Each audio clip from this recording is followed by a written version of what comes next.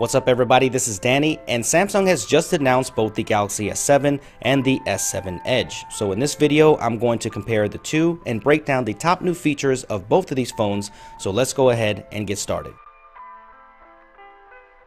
First, let's talk about the hardware. It's a very familiar design, and let's say it's an evolutionary progression in terms of feel and experience.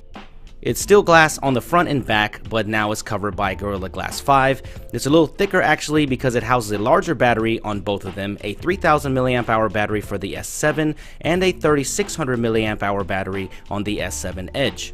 And the SIM card slot integrates a return of the microSD card slot, which is great, and up to 200 GB of expansion is possible.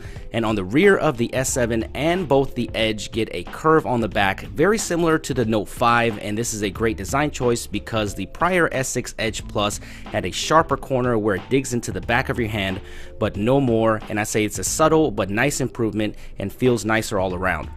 The camera hump is also smaller, and the home button with the fingerprint sensor is also more flush to the body, giving it a more cohesive look.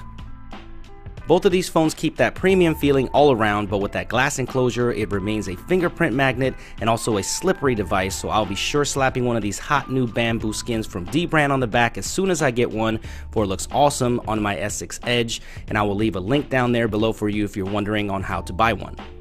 Powering the new Galaxy devices is either a super powerful Snapdragon 820 processor with 4 GB of RAM or an Exynos 8890 processor also with 4 GB of RAM.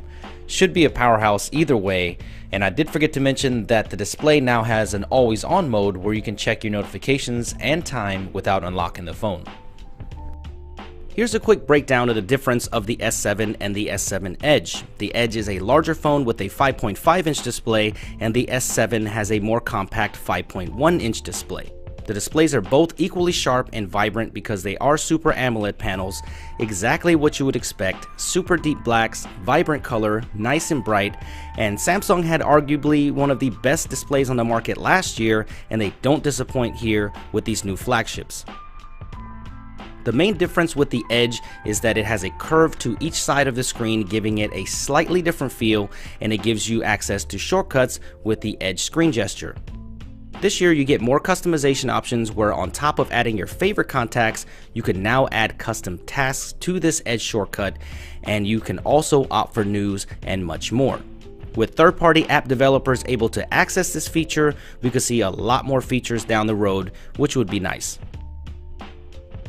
What I love is both of these phones are now water resistant with an IP68 rating, so if you drop this in the pool, sink, or let's just face it, maybe even the toilet, there is no need to worry anymore.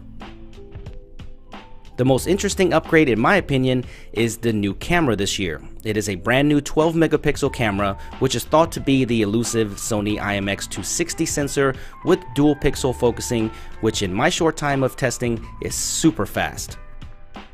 This is all combined with optical image stabilization and face detection autofocus, making this one of the most promising cameras this year so far. I love the fact that they chose a lower megapixel camera with an aperture of 1.7 to increase the size and the amount of pixels, which should equate to better low light performance and better images.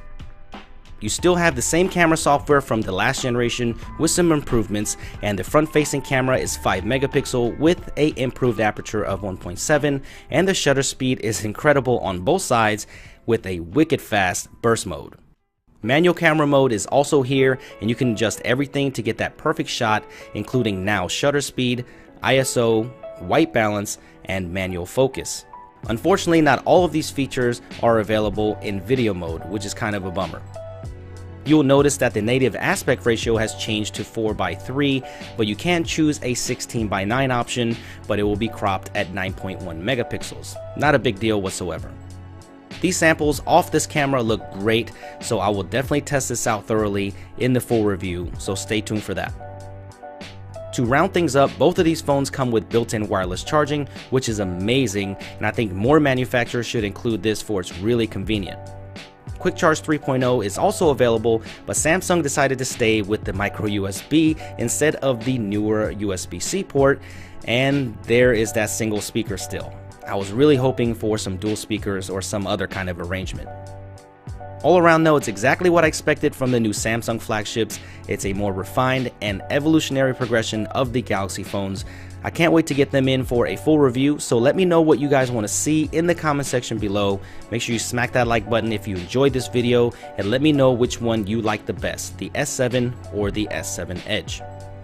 Subscribe for a lot more coverage and a lot more videos like this, and thank you for watching, guys. I will see you in the next video.